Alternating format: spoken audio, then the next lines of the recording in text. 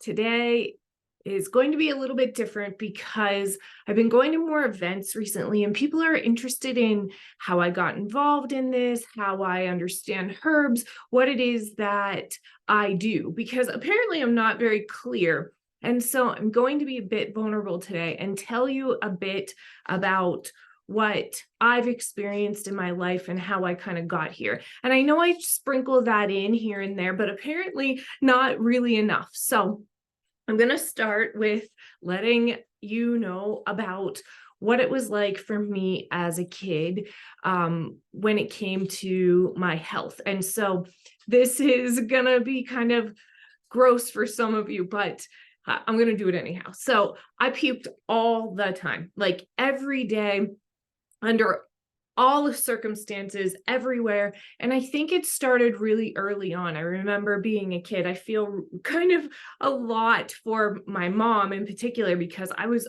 always puking.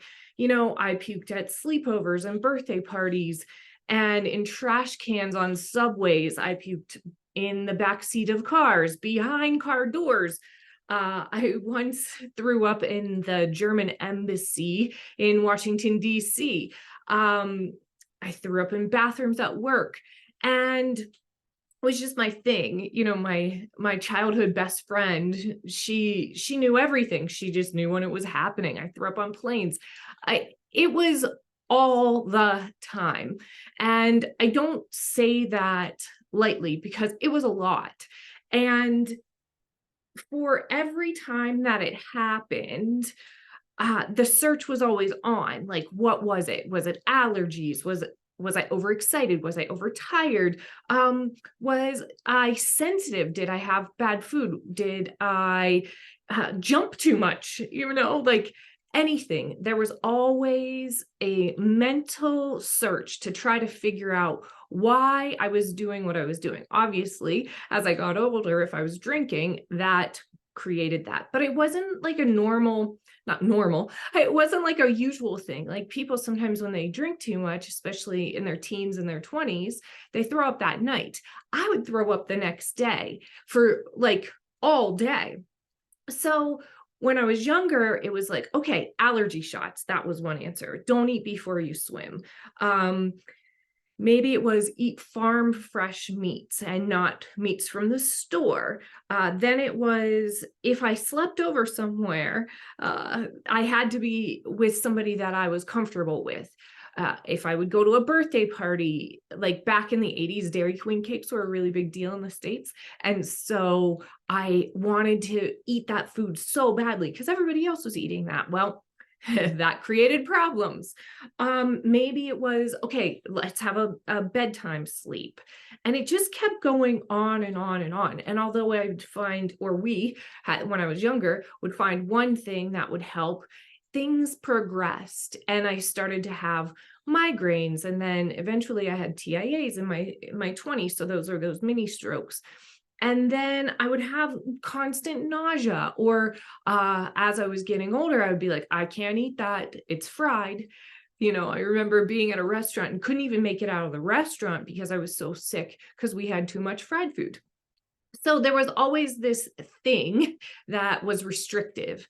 And, you know, I would uncover this problem and then find that there was a back door for the digestive issue to come back. And so it wasn't until after my journey in holistic healing, in Eastern medicine and herbal medicine that I realized that there was a root issue. And the root issue wasn't just that I had a sensitive stomach. That's what I was deemed, right? It wasn't just that, okay, I had a weak stomach either. This was more than mechanical. And there was a pattern and it was subtle, but it was hard to acknowledge because I was very science minded. Now, remember, I went to undergrad for biology and graduate school for biology and environmental science and plant physiology. So I wanted a cause and effect. And when your brain is wired that way, and when you're trained that way, you kind of push everything else aside. So anything that might have not fallen in a hypothesis or a methodology would have been disregarded. And that's how I lived.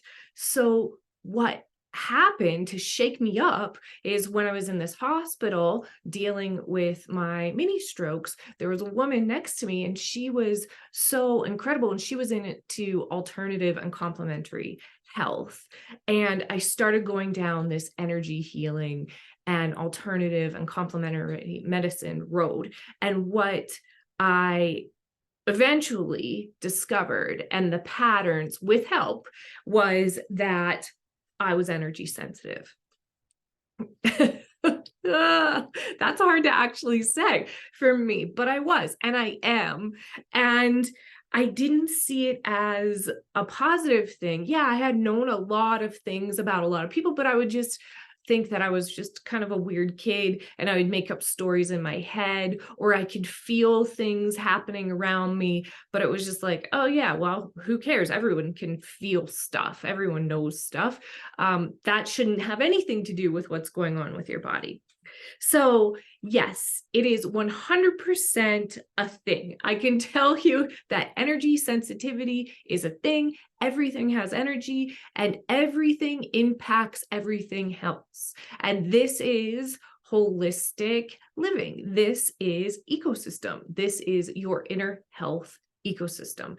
And how that plays out in the world is really dependent on whether or not you're willing to acknowledge it, and whether or not you're willing to find something that works for you, even if it doesn't seem like the right place. So I can tell you, after 10 years working with clients, that this is a real thing, and many, many people have it.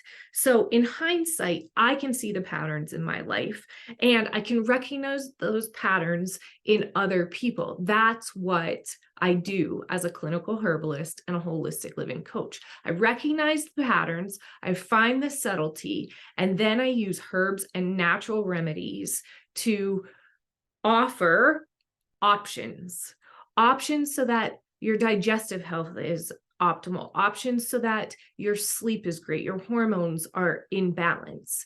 And I use the tools of herbs to do that, because that's where I feel most comfortable. I feel most comfortable around plants and in nature, and I understand it. I understand how they work on another level.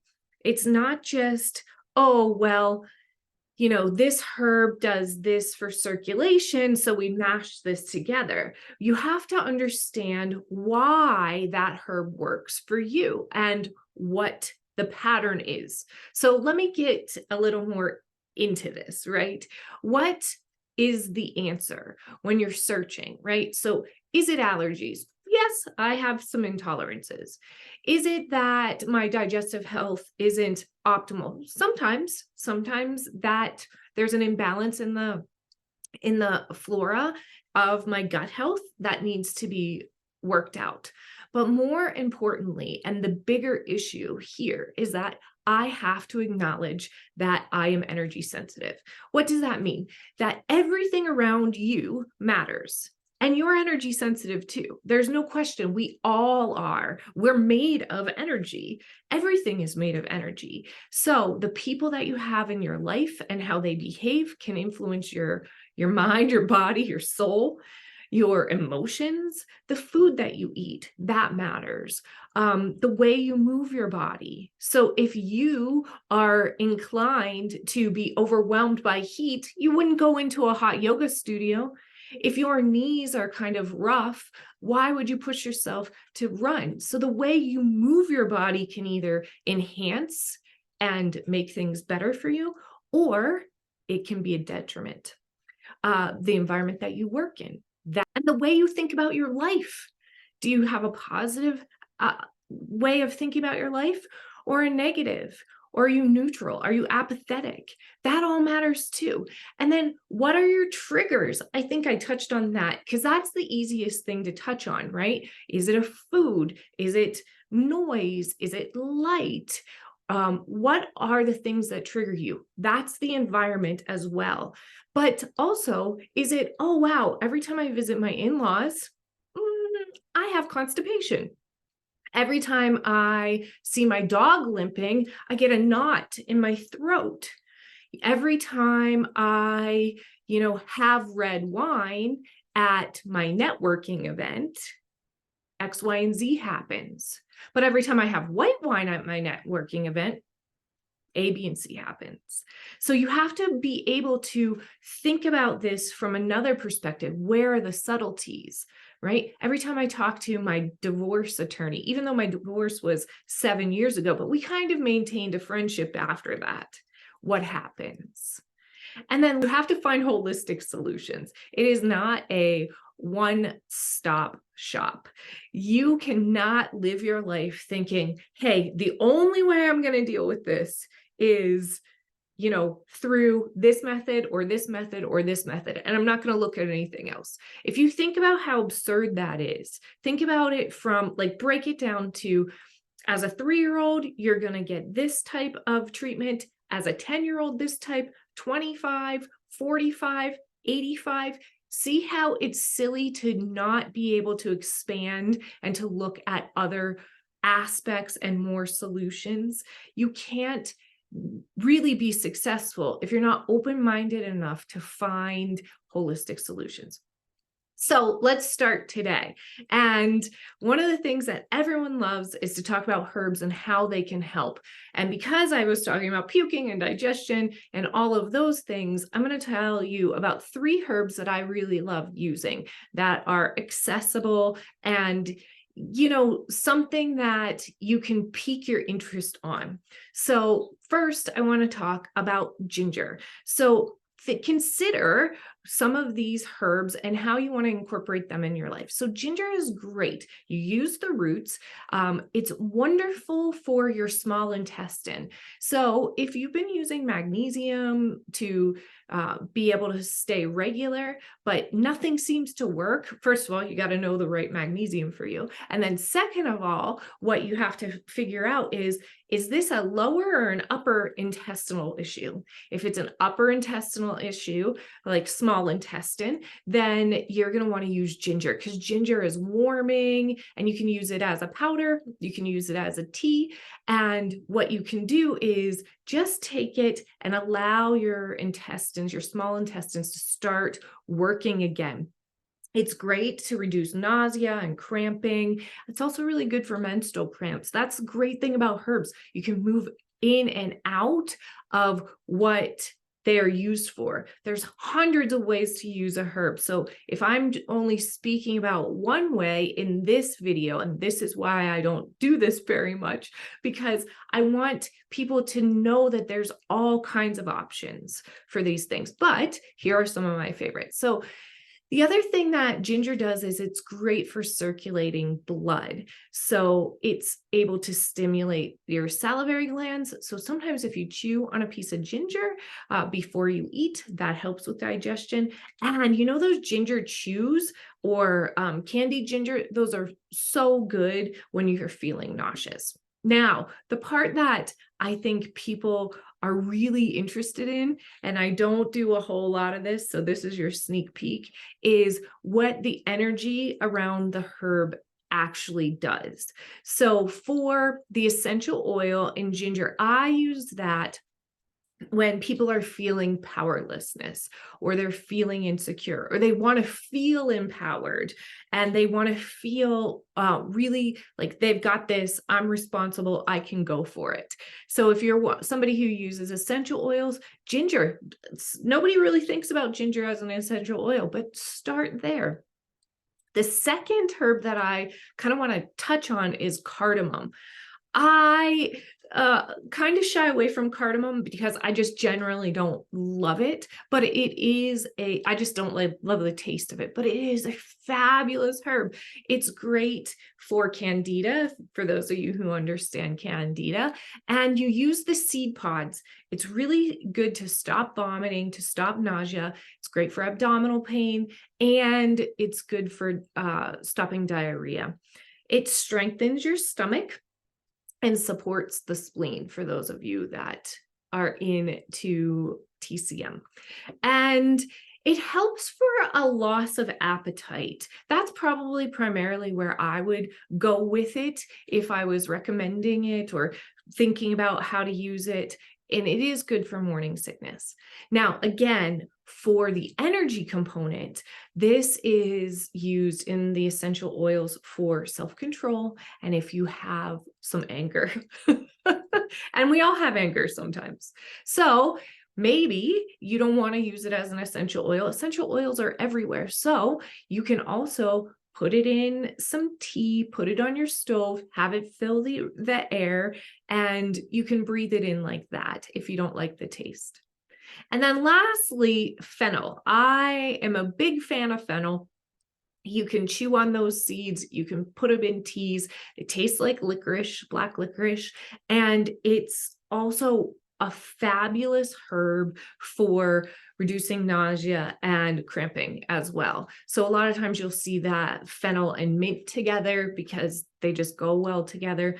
And for the energy around the essential oil, this is more about also being responsible, but dealing with it when you're feeling overwhelmed. So fennel has to do with being overwhelmed, and ginger has to do with feeling empowered. So those are kind of the subtle differences.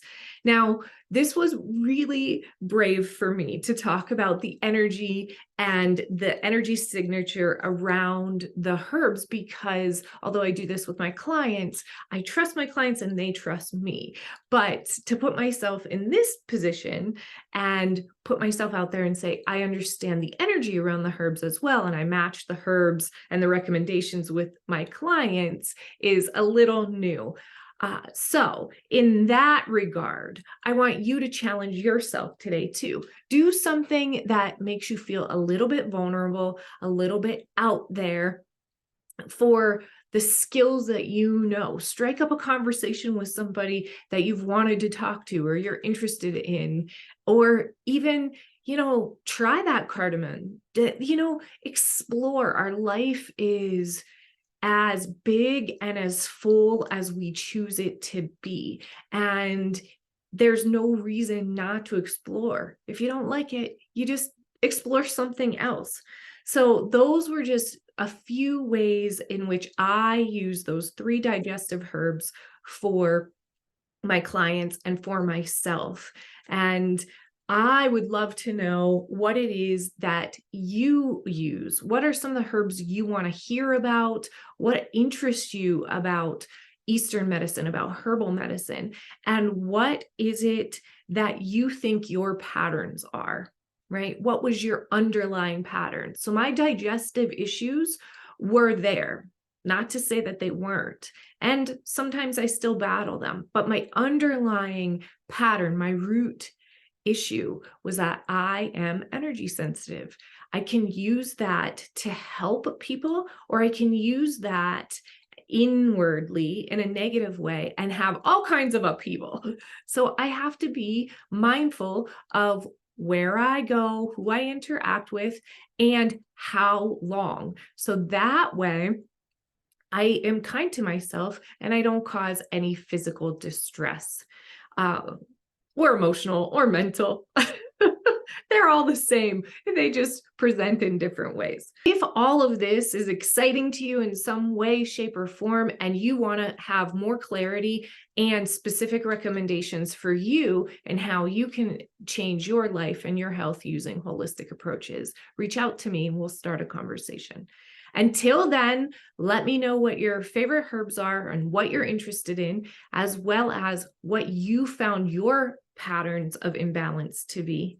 And I will do another video on those herbs that you find so interesting. Until our next holistic rendezvous, stay in luxury and holistic healing.